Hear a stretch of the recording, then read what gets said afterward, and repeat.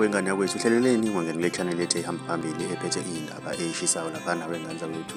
Ngibingelele kuphi nakuphi la kufinyela khona le channel lethu eyunqa phambili umkhanya kude TV. Bafowethu sila esibheka khona amaciko akhiphile namaciko asazokhipha lapha nomculi osazokhipha ke lapha wengane zakwethu usigabiso lapha insizwe siyazi kakhulu lapha isagida kumjikelo lapha wengane zakwethu, naye ithembisa ukuthi izokhipha iCD yayo lapha wengane zakwethu isihloko esithi iqiniso liyi mfihlo lapha wengane zakwethu. iCD izophuma ngomhla ka-29 ke lapha wengane zakwethu.